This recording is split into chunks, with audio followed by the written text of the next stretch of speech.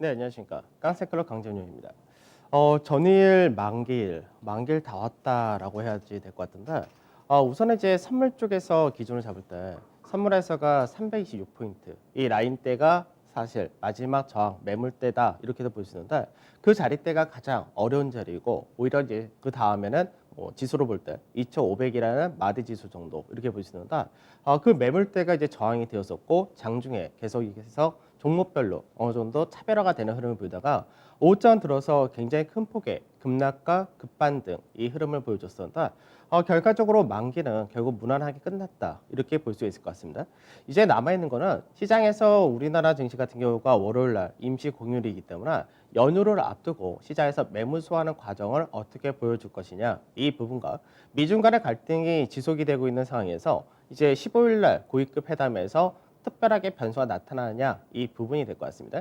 그래서 특별한 변수가 없이 무난히 끝난다 이렇게 되면은 국내 증시는 이제 오늘과 다음 주 초 정도 매물 소화를 하고 나서 그 다음에 추가적인 방향을 탐색할 것으로 전망이 되는데 하나씩 보면서 설명해 드리도록 하겠습니다. 먼저 이제 전일 지수를 보게 되면은 지수는 이제 소폭의 상승으로 2,437포인트로 마감이 되는 모습이었고 거래 대금은 18조. 그러니까 장중에는 이제 만기라는 특성을 가지고 있었기 때문에 장중에는 거래 대금이 그 전보다는 소폭 감소되는 그런 모습을 보여줬었는데 이제 장 마감 무렵에 굉장히 큰 폭의 급반등이 나타나면서 이 부분이 거래 대금 18조까지 나타났다 이렇게 보시면 될 것 같습니다. 우선 외국인들 같은 경우가 매도를 3,500까지 매도하는 모습을 보여주면서 외인들의 매도가 좀 확대되는 그런 모습을 보여줬고요. 기관에서는 이제 장 마감 무렵에 프로그램 쪽에서가 4,800억 정도 유입이 되면서 결국 이제 1,870억 매수로 마감이 되는 모습이었습니다.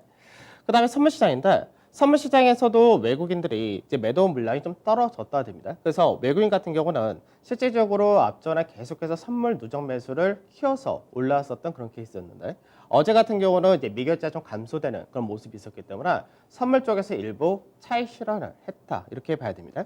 그래서 선물도 소폭의 강세로 마감되었고 누적 순매수는 이제 29,000개 정도로 축소되었고 베이시스는 마이너스 0.13 정도 되기 때문에 실제로 이 구간에서는 시장에서 프로그램 매수가 들어오냐 나가냐 딱 중립 구간이다 이렇게 보시면 되겠죠. 그래서 프로그램 매수가 더 유입이 될 수 있으려면은 베이시스 역시 개선된 모습이 필요하다가 됩니다. 그다음 코스닥 같은 경우는 오히려 더 강하게 상승이 나타난 그런 케이스였습니다. 우선은 코스닥에 있는 시총 상위 세트리온 그룹을 비롯해서 HLB라든지 이런 제약바이오 그리고 이제 CJEM이라든지 여러 가지 컨텐츠 관련 쪽이 상당히 강한 흐름을 보여줬다는데 14조 5천억까지 늘어나면서 1% 정도 상승하면서 그 전날의 하락분 일부를 회복하는 모습을 보여줬다 됩니다. 외국인과 기관, 수급적인 부분에서는 오히려 이쪽이 동반 매수가 유입되는 그런 모습을 보여줬다 됩니다. 자, 어제 만기 한번 체크해 보도록 하죠. 시장에서 지금 현재 전체적으로는 채널 패턴의 상단 자리를 돌파하고 추가적인 강세를 나타내 줬었다 되죠. 그래서 코스피 200 지수를 기준으로 할 때 주간상에서 326자리가 결국은 시장에서 가장 매물대 마지막 자리다 이렇게 말씀드렸는데 이 라인대를 넘어간다 됐을 때는 시장에서 추가적인 상승이 더 크게 열린다가 되는 케이스입니다. 다만 이제 어제 같은 경우는 이 라인대를 고가로 인식을 했다가 되고 단기적으로 이격이 많이 벌어졌다 이 부분도 있는데 실제적으로 이제 고가 인식 그 저가는 319.19포인트 초반에서 지지를 받으면서 5일선에서 지지를 받는 모습을 보여줬다 됩니다. 그러면 패턴상으로 볼 때는 우선 상단 자리를 넘어갔다 되는데 상단 넘어간 상태에서 내려온다 하더라도 우선 상단에서의 지지가 나타날 가능성이 높다 되기 때문에 시장에서 우선은 조정이 나온다 하더라도 316에서 319.5포인트 정도의 지지를 받을 가능성이 높다 이렇게 될 겁니다. 그래서 우선은 이제 이번 주도 마찬가지로 계속해서 상승세가 이어졌던 만큼 매물 소화하고 숨고르기 하는 과정이 좀 필요하다 정도 이렇게 체크하시면 될 것 같고 프로그램 같은 경우가 지난 7월달 옵션 만기 이후로 상당히 많은 매도가 나왔었는데 이 부분이 어제 같은 경우 금융투자에서 4,800억 정도 동시효과에 들어온 모습을 보여주면서 이 부분이 결국 어저께 지수를 받쳤다 됩니다. 그래서 시장에서는 이제 프로그램 쪽에서가 이제 추가로 더 들어올 수도 있고 소폭 출회될 수도 있는 중립적인 구간에 들어와 있다 이렇게 볼 수가 있는데 우선은 시장에서 수급적인 부분에서 프로그램이 중립이 되었다 이렇게 되면은 결국은 시장 자체는 당분간은 외국인이 들어올 수 있는 구조는 아니다 이렇게 볼 수밖에 없기 때문에 업종별 종목별 차별화가 이어질 가능성이 높다 이렇게 봐야 될 것 같습니다.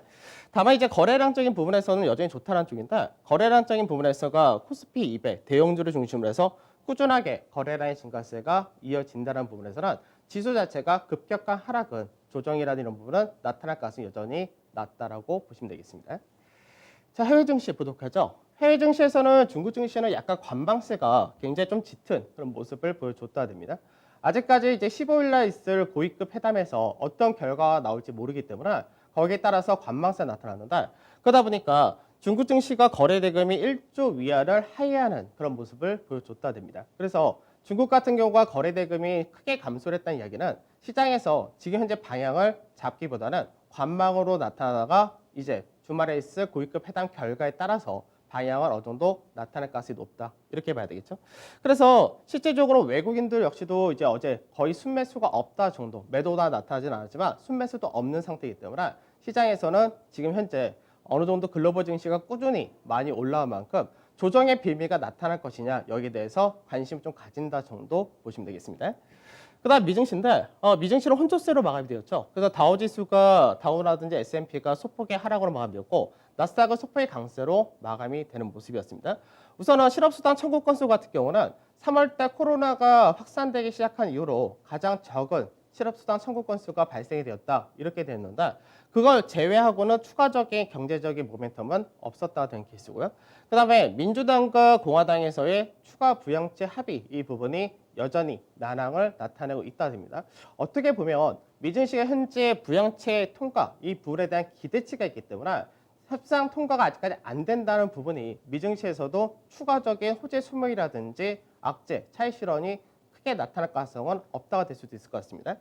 그래서 어느 정도 이제 업종별로 많이 차이가 나긴 했는데 최근 들어서 애플, 그다음에 테슬라 이런 쪽에서가 액면 분할을 하면서 시장에서 상당히 강하게 움직였다가 되죠. 그래서 액면 분할을 한 테슬라라든지 애플 같은 경우는 강세가 이어진 반면에 그 외적으로는 전체적으로는 소폭 약세 하락이 나타났다 됩니다. 그래서 원유 서비스 쪽에서가 하락이 좀 컸고 철강이라든지 금융 그 외적인 경기 관련 전반적으로 약세를 띄었다는데 역시 하락폭은 제한적인 모습을 보여줬다 되면서 단기 상승에 따른 차익 실현이 일부 출회되었다 정도 보시면 되겠죠. 변동성 지수도 소폭 약세로 끝났고요. 유가 역시도 소폭 약세가 나타나긴 했지만 42불선을 유지해줬다가 됩니다. 그다음 MSCI 코리아 인덱스 같은 경우는 거의 후행적으로 국내 증시를 따라간다라고 말씀드렸는데 어제 국내 증시가 그 전날에 올랐었던 폭을 크게 받쳐주지 못했었기 때문에 그런 부분에서가 0.5% 정도 조정을 보였다 되고 달러 인덱스라든지 환율은 큰 변동이 없었다 됩니다. 나스닥 지수 먼저 보도록 하죠. 나스닥 지수를 보게 되면은 지금 이제 시장에서 뭐 기술주들 거품이다 미증시를 비롯해서 국내 증시까지 전체 다 포함해서 워렌 버핏의 버핏 지수라는 게 있는데 그 부분이 지금 현재 뭐 전체적으로 그 국가의 GDP 전체 시총 상위 시총 전체 그 규모에 따라서 이제 버핏 지수라고 얘기를 하는데 그 부분이 많이 올라왔다면서 버블이다 이런 얘기를 많이 하고 있습니다. 사실 미증시에서의 일부 기술주들의 이제 밸류라든지 이런 걸 봤을 때는 사실 그 말이 틀리지 않다라고도 생각을 하는데 문제는 버블이라는 게 실제로 지나간 다음에 보인다는 겁니다. 그래서 현재는 미증시에서 특히 나스닥 같은 경우가 상대적으로 앞전의 고가 라인대를 역시 어저께 저강으로 인식을 했다가 되긴 하지만 아직까지 더 빠질 거냐라는 부분에서는 좀 더 지켜줘 봐야 된다 이렇게 볼 수 있을 것 같습니다. 물론 지금 추세상으로 보거나 흐름상으로 볼 때는 거래량 자체가 감소세를 보이고 있기 때문에 이 라인대를 이탈할 가능성이 높다가 되는 구조는 동일하다가 되는데 문제는 뭐냐면 애플이라든지 넷플릭스처럼 다른 시총 상위 대형 기술주들이 액면 분할을 또 진행을 하게 될 경우는 그들 대표적인 기업들을 가지고 미증시가 버틸 수 있다 이렇게 돼도 될 수가 있습니다. 그래서 현재는 미 나스닥 나스닥 지수 같은 경우는 모멘텀이 많이 약하고 추가적인 상승보다는 조정 가능성이 높다는데 이 부분에서 S&P나 다우 지수가 약간 달리 움직였던 케이스이기 때문에 이 부분에서가 많이 조정이 나온다 하더라도 차별화는 그대로 이어질 가능성이 높다라고 보시면 될 것 같습니다. 자, 어제 업종별 등락 한번 보도록 하죠. 오늘 순서가 약간 왔다 갔다 하는데 어제 시장을 보게 되면 어제 시장에서 지수는 소폭의 강세로 마감이 되었다 이렇게 되지만 실질적으로 어제 지수에서의 강세는 일부 종목군에 상당히 이제 편중이 되는 그런 모습을 보여줬다 되죠. 우선은 보험 쪽에서 삼성생명이 굉장히 강하게 상승세가 이어지는 모습을 보여줬다 되는데 이 삼성생명이 이제 법안 자체가 삼성보험법이라고 해가지고 이제 발의가 된 것이 있는데 이에 따르면은 이제 나중에 삼성생명이 가지고 있었던 삼성전자 지분을 매각을 해야 된다 이 부분이 있습니다.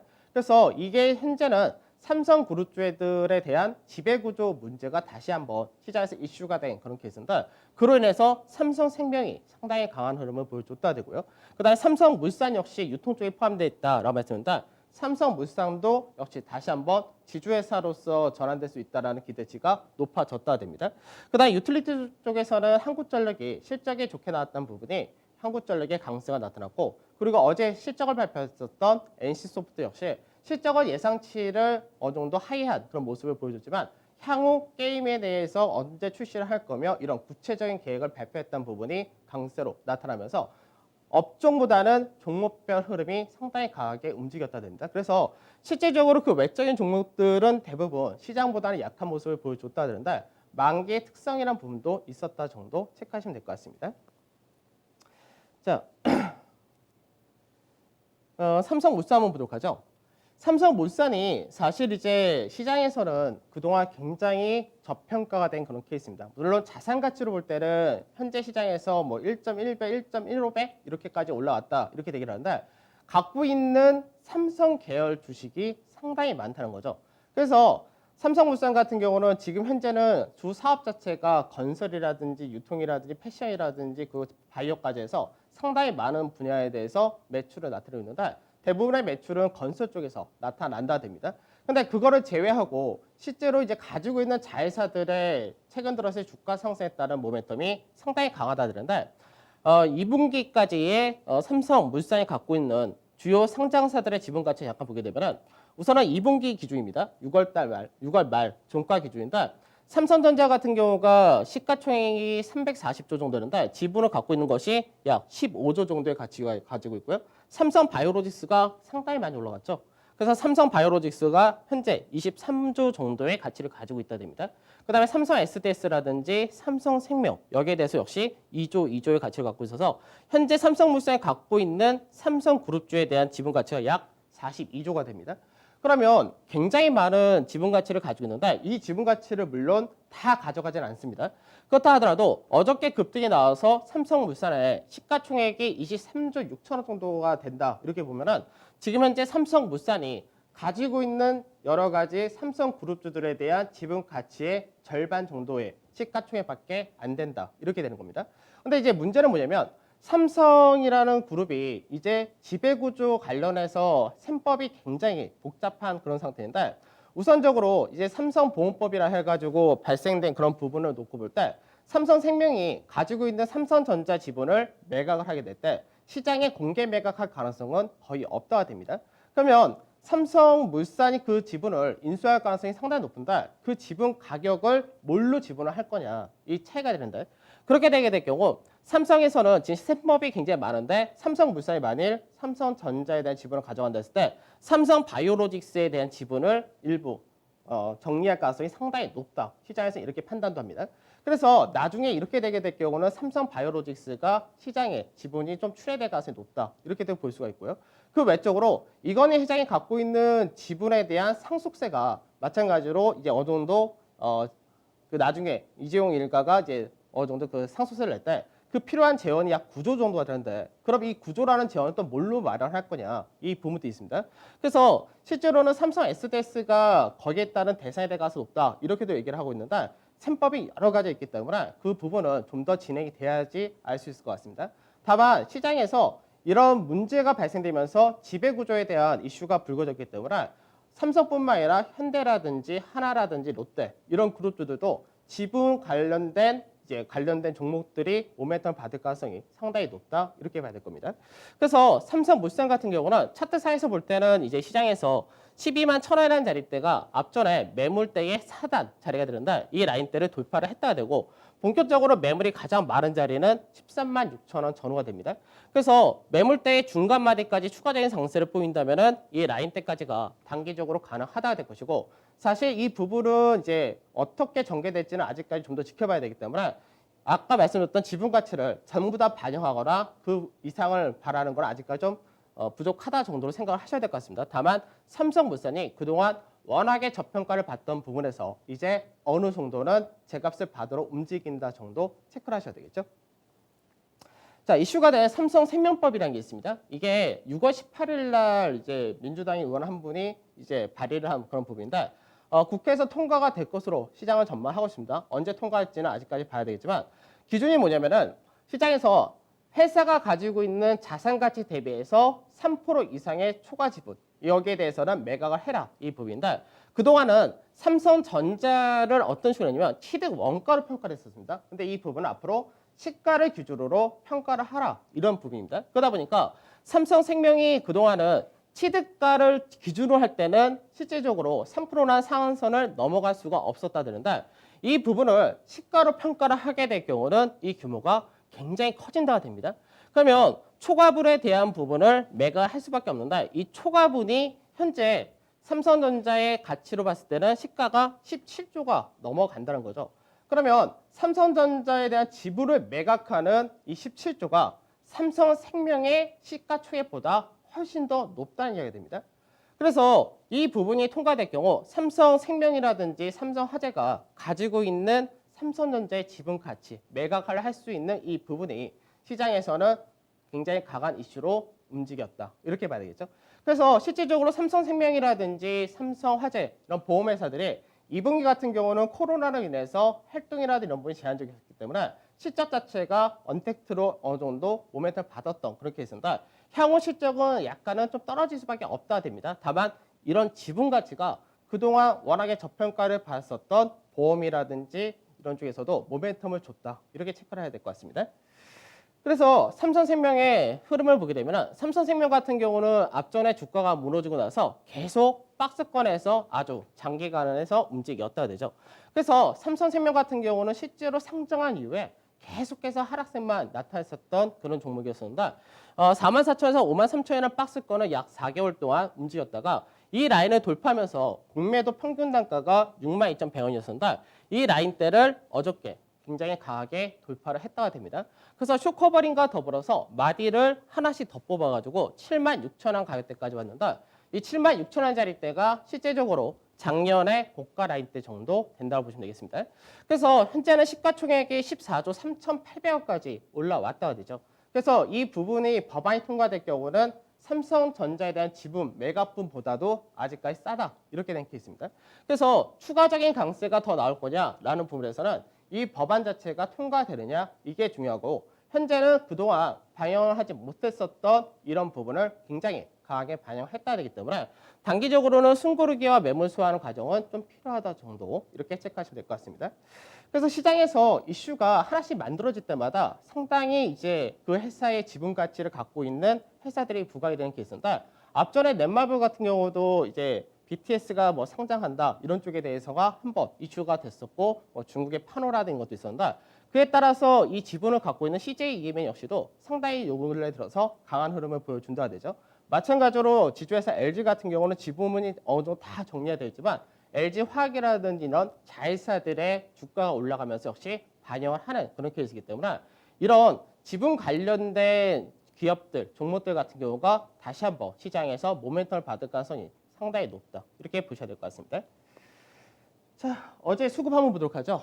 수급을 보게 되면 우선은 세트리온 그룹 실적이 괜찮게 나왔다라는 부분도 있고요. 그리고 합병을 할 수도 있다는 기대감 이런 부분이 어저께 세트리온 그룹들의 강세로 연결된 모습이었고 NC소프트도 실적은 발표했지만 시장 컨센서스 여기서 크게 기대치를 넘어가지 못했다 되지만 역시 향후 전략에 대한 기대치가 한번 강하게 움직였다 됩니다. 그 외적으로는 외국인들이 은행주에서는 실적이 제일 좋았던 것이 KB금융인데 KB금융 같은 경우가 꾸준하게 외국인의 매수가 이어지는 모습 SK텔레콤도 마찬가지죠. 그래서 어떻게 보면 외국인들의 매매란 부분이 최근 들어서 이슈가 되는 쪽도 있겠지만 실질적으로는 연말 배당이라든지 가치주 그리고 실적이 좋은데도 불구하고 너무나 저평가를 받고 있는 쪽에 대해서 강하게 들어온다는 부분이 있습니다.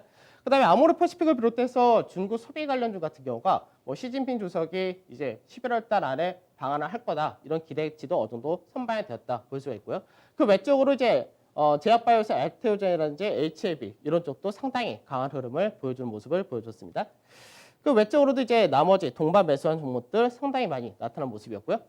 그다음에 매도를 보게 되면 매도에서는 이제 현대차가 차익 실현이 상당히 강하게 출회되는 모습을 보여준다 되죠. 그러니까 현대차 같은 경우는 시장에서 그동안 단기 상승이 워낙 컸었기 때문에 차익 실현 욕구도 상당히 강하게 전개되었다 됩니다.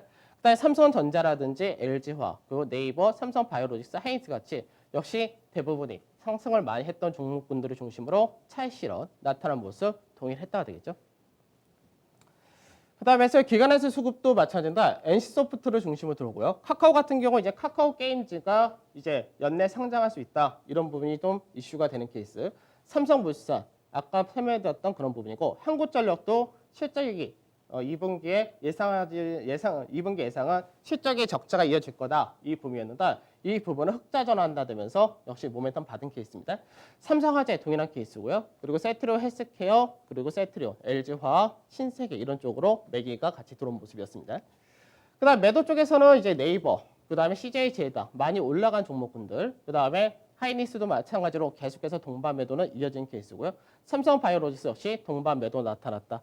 그래서 전체적으로는 매수가 더 강한 모습이었지만 일부 많이 올라갔던 종목군들을 중심해서 차익 실현이 나타난 모습도 동일했다가 됩니다. 자, 이제 시장에서 많이 이슈가 되는 부분 중에 하나가 뭐냐면 9월 15일 날 이제 공매도 금지 기간이 마무리가 됩니다. 그래서 시장에서는 공매도를 이제 해제를 할 거냐, 더 이어가야 되느냐 이 부분에서 말이 많은데 실제로 이제 공매도가 앞전에 2008년도 금융위기였죠. 그때 이제 공매도를 6개월 동안 금지를 했었습니다. 그래서 그 당시에 보게 되면은 파란색이 이제 파란색이 코스피고 검은색이 이제 코스닥이 되는데 앞전에 이제 지수가 바닥을 만들고 나서 지수가 강하게 움직일 때 공매도 금지에 대한 모멘텀이 코스닥에서 훨씬 더 강하게 들어왔었다 되죠. 그러고 나서 공매도가 해제가 되면서 코스닥 같은 경우는 그 당시에도 신용이 좀 많았던 부분 이런 부분이 단기적으로 하락, 급락이 좀 크게 나타난 케이스였습니다. 반면에 거래소 같은 경우는 그 당시에 거의 큰 폭의 조정은 나타나지 않았었기 때문에 실제적으로 거래소 같은 경우가 고가 대비 한 3에서 5% 정도의 조정을 받았었고 코스닥이 약 2배 이상의 조정을 받았었다 됩니다. 근데 중요한 건 뭐냐면 공매도 규제가 이제 금지가 풀리고 난 다음에 시장이 그 다음에 무너졌냐? 그게 아니라 그 다음부터 다시 한번 강한 흐름이 연결되었다 됩니다. 다만 코스닥 같은 경우는 그 당시에도 상승이 워낙에 강하게 나왔던 그런 케이스였기 때문에 그 이후에 조정을 거치고 승부를 하는 과정이 좀 더 길게 이어졌다. 이런 케이스였고요. 그 다음에 2011년도 같은 경우는 시장에서 미국에서의 신용등급 강등이 이슈였는데 이 당시에는 공매도가 약 3개월 정도 규제가 들어갔었습니다. 그래서 공매도가 끝난 다음에 거래소 같은 경우가 약 5% 전후의 조정을 받았었고 반대로 코스닥 같은 경우는 그때는 오히려 시장에서 상승했던 부분이 작았었기 때문에 이때는 역시 조정폭이 작았다 됩니다. 그러면 이번 같은 경우는 시장에서 거래소나 코스닥이나 상당히 많이 올라갔고 개인들의 신용이 많았었기 때문에 여기에 따른 차익 실현 이런 부분이 나타날 수 있다 되지만 실질적으로 나온다 하더라도 큰 영향은 제한적이다. 어느 정도의 적당한 조정과 기간 조정을 거친다 정도 보셔도 되겠죠. 그래서 실제로 대만 같은 경우는 공매도가 이제 3개월 정도 지나서 해제가 된 케이스였는데 대만은 공매도가 해제된 다음에 외국인의 매수가 국내보다 확연하게 강하게 들어왔다는 부분이 있습니다. 그래서 공매도라는 부분이 시장에서 무조건 역기능만 하는 것이 아니라 순기능도 있기 때문에 이런 부분에서는 수급적인 측면에서 외국인이 들어올 수 있는 가능성도 상당히 열린다 정도 보셔야 되겠죠. 자, 투자 전략 시간이 많이 없으니까 해외 증시는 뭐 거의 비슷하다 정도로 보시면 될 것 같고 바로 국내 증시 보도록 하죠. 국내 증시가 우선은 15일 날 미중 고위급 회담과 국내 월요일 날 임시 공휴일이 있기 때문에 아무래도 연휴를 앞둔 날이고 만기가 끝났다 하더라도 불확실성 제거되었지만 바로 강하게 움직이기는 약간 힘들지 않을까 싶습니다. 그래서 관망세가 이어지고 종목별 업종별 차별화가 이어질 가능성이 높다 이렇게 보시면 될 것 같고 2,400포인트 현재는 넘어가 있는 상태지만 뭐 추가적인 상승은 제한된다 이렇게 보시면 될 것 같고요. 그 다음에 지시장에서 이제 아무래도 신용이 많은 그런 시장인 코스닥 시장이다 보니까 여기에 대해서 공매도에 대한 이슈가 불거졌다는 부분에서는 이쪽에서가 아무래도 시장에서 일부 종목분들의 강세는 가능하다 하더라도 제한적이다 이렇게 보셔야 될 것 같고 역시 관심을 보셔야 될 거는 국내 증시 특히 대형 쪽에서가 재평가를 받아가는 그런 모습이기 때문에 그때그때 이슈에 따라 틀리긴 하지만 전체적으로 저평가 경기 관련은 다 괜찮다라고 보시면 될 것 같습니다. 그래서 업종은 그대로 동일하다 되고 이제 지주사에서 이제 아까 말씀드렸던 지배구조 관련된 종목들, 각 그룹사들마다 이슈가 되는 종목군들이 있는데 이쪽을 좀 더 체크를 하셔야 될 것 같습니다. 자, 벌써 한 주의 마지막 날인데 오늘도 성공 투자하시고 연휴니까 연휴 잘 쉬시고 저는 다음 주 화요일 날 찾아뵙도록 하겠습니다. 감사합니다.